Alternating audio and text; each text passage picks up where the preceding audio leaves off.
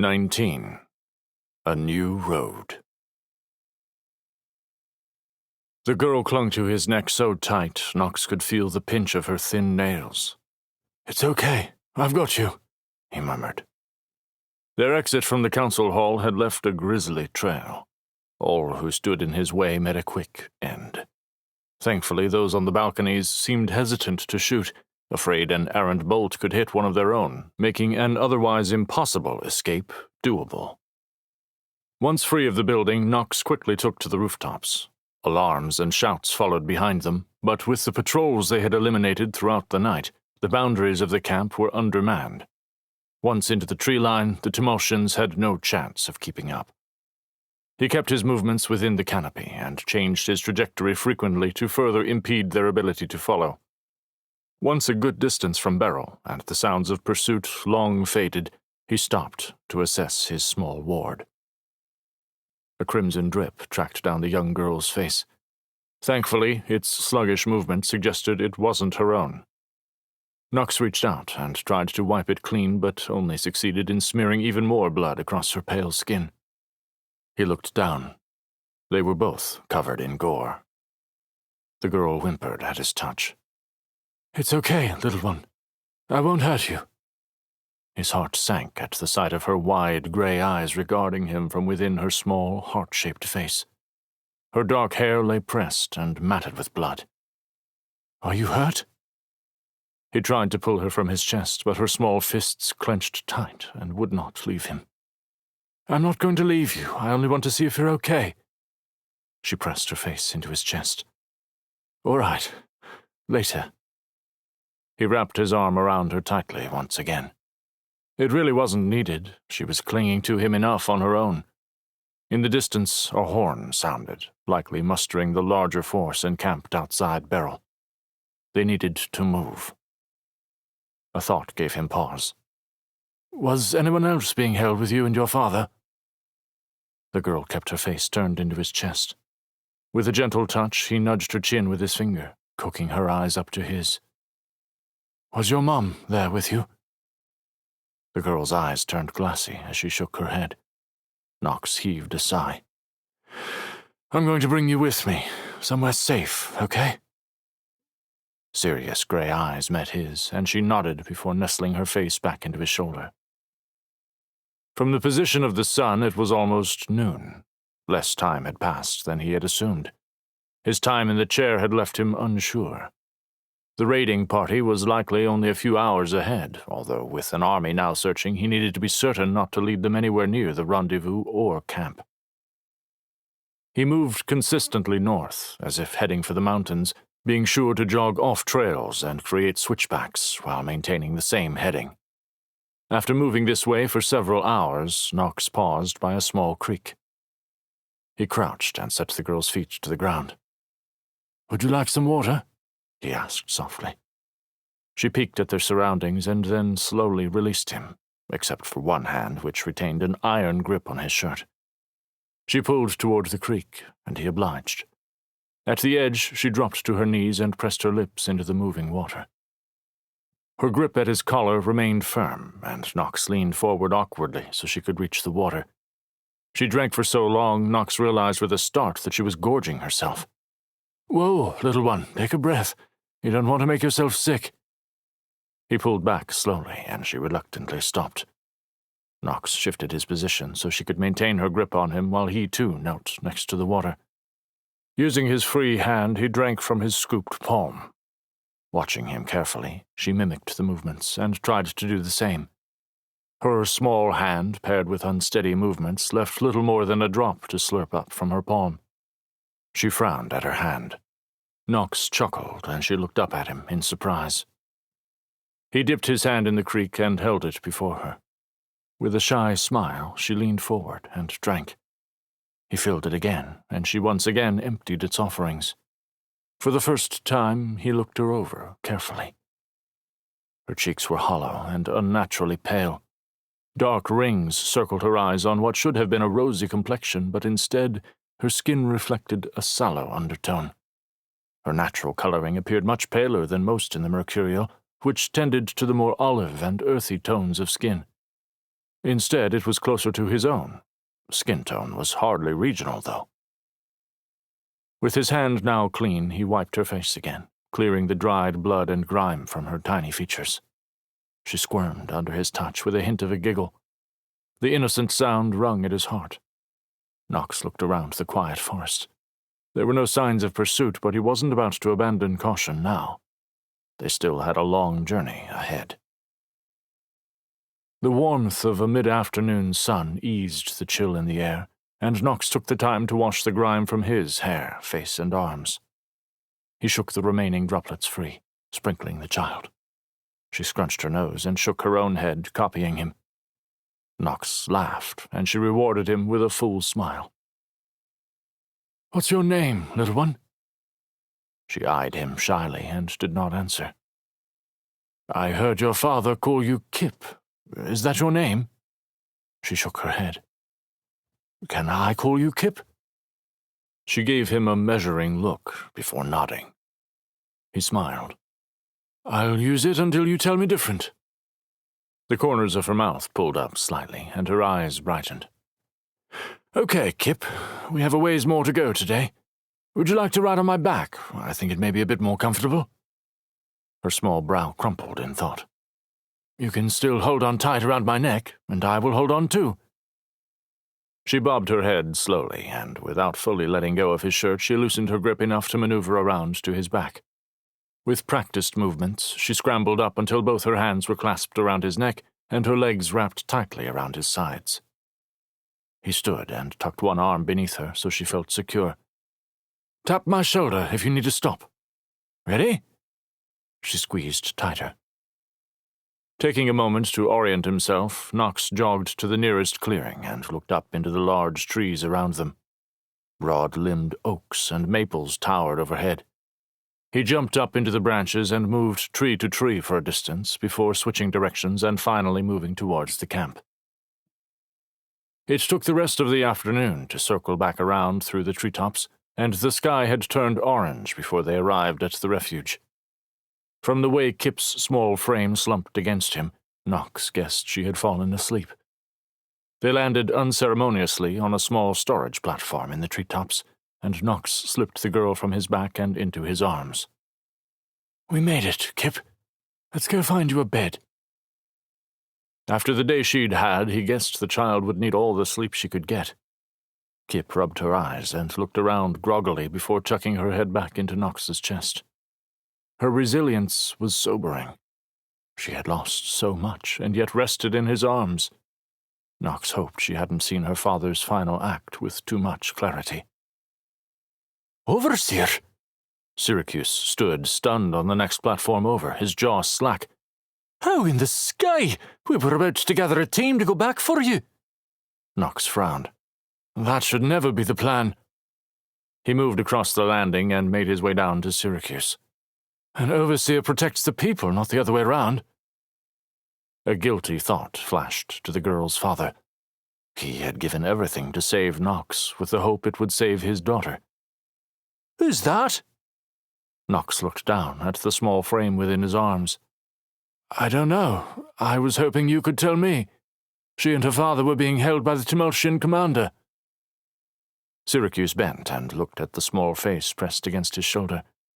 "Don't recognize her? Where's her father?" Knox met his eyes and gave a small shake of his head. "He didn't make it." Syracuse let out a heavy sigh. "Poor little Kip." "Kip? It's a word for a small child, an endearment." "Ah." The father's use of the word suddenly made sense. "Come on, the others are gathering. We should go see them before they get too carried away with planning." "I'll be right there." Knox dipped his chin, gesturing to the girl. "Let me get her settled and I'll join you." He retraced the path back to Una's platform and found Logan up, sitting at a short table. A large grin erupted on his usually gruff face. "Well, sky take me, you made it." "Careful, Logan, I sort of think you actually care." "Don't go getting the wrong idea, you're nothing more than my ride home." He gave a low whistle. "You look a sight."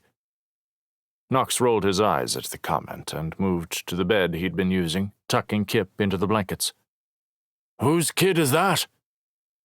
Knox moved to the table, taking the other seat before answering. "She and her father were being held captive." Logan's voice dropped low as he looked over at the small form on the bed. "Her father?" "He's the one who freed me." "Freed you? Who could hold you?" Knox ran a hand through his hair. His fingers tangled, and he gave up. "This army came prepared to deal with overseers. They know far more than they should of our oaths." "How's that possible?" He leaned back into the chair and frowned. "I don't know, but their knowledge is lethal, I'll give them that much." Logan swallowed hard. "When do we leave? Will you be fit to travel in the morning?" Logan waved a hand dismissively. "I'll be fine. Let's get home." A small smile pulled at the side of his mouth. "I may not be singing the whole way, but I'll last." Knox snorted. "Thank the sky for that. Do you mind watching the girl while I go talk with the others?" "Sure. Looks easy enough as long as she stays asleep." Knox let out a full laugh. It came far easier than he thought possible under the circumstances. Catastrophe made for strange alliances. "I think that's parenting strategy number 1. Keep them asleep." The entire raiding party waited for him at the central platform. A miracle. They'd managed to secure a record number of supplies without losing a single member. Pride swelled Knox's chest. Everything had been distributed or stowed, and the transport lay hidden at the rendezvous, well clear of the camp. Scouts remained on the lookout for signs that the group had been tracked, but so far they looked to be in the clear. With his rescue no longer being contemplated, the group was eager to debrief. He answered questions as thoroughly as he could, and once exhausted, the members dispersed to beds and platforms of their own. Knox made his way back to the platform with Logan and Kip. Sounds of a struggle met his ears as he neared, and he pulled the club from its hook at his side, heat pouring through him. He pushed through the curtain with the weapon raised. "Don't let her pass you, you big lout," Una chided. "She kicked me," Logan complained. The two adults looked to be corralling the child, arms outstretched. The girl stood with a wild look in her eye, back against the thin wall. The three froze at his entrance. Una frowned at the raised club, and Logan swore and stumbled back in an awkward sidestep.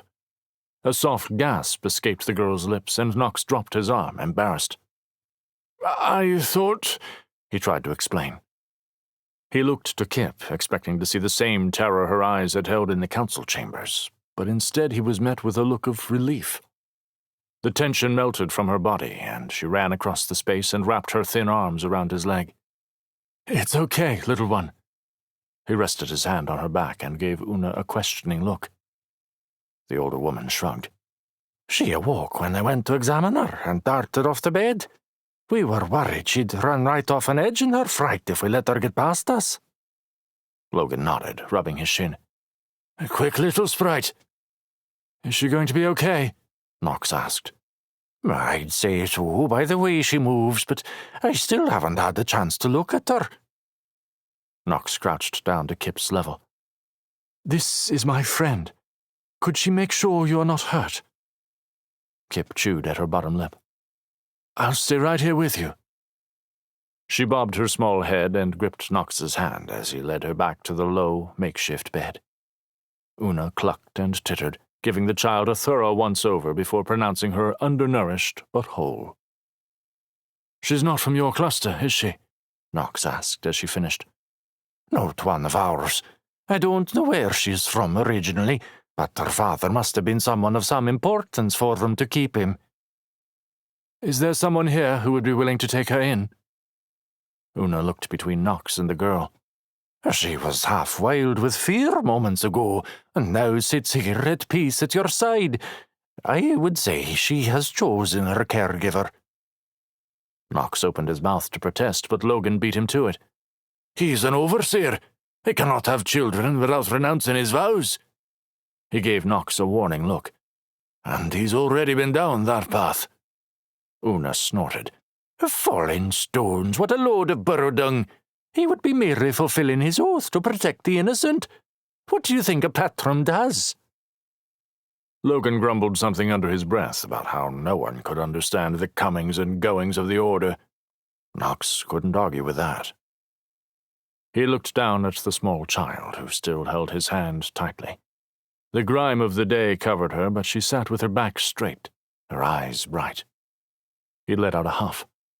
There has to be someone here better suited. Every parent feels such, Una said with a knowing look. Her eyes flicked over the two of them, and she planted her hands on her hips. When are you leaving, then? In the morning, Knox supplied. She gave him a critical look and turned to Logan. Will your cluster want a smelly ruffian like him? Logan turned mock thoughtful. It's doubtful. They may have pity on him for the child's sake. Beyond that, he shrugged. Una nodded. I agree completely. Knox held up his hands in surrender. All right, I will get cleaned up before we go. He looked down at the child, who still clung to him. I need to go and get some things ready for us. Can you wait here with Una? The girl pursed her small cherry lips, but nodded. Una held out a wrinkled hand for the girl. I'll get her cleaned up and ready. What's your name, young one? Silence met them as the girl stared at Una with large, round eyes. Does she speak? Una asked Knox. Not that I've heard. The older woman's face softened in understanding. That's just fine. She will speak when she has something to say. Knox found a new set of clothes in the raided supplies. They were clearly not Tumultian design and must have originally belonged to a resident of Beryl. The pants were more fitted than he was accustomed to, but had several well-tailored pockets worked into them. He found a long-sleeved cotton top, similar to the one he currently wore, and a wool cloak, the type favored in the Mercurial. The dark material hit mid-shin and gave him room to move, while providing an additional layer against the colder nights they were sure to experience as they moved into the mountains. He washed in a nearby creek, relieved to rid himself of the thick accumulation of blood and dirt, then spent the evening preparing for the trip back to Rickon. A bubble of hope buoyed his spirits. War was upon them against foes with incredible weapons at their disposal, but he was going home.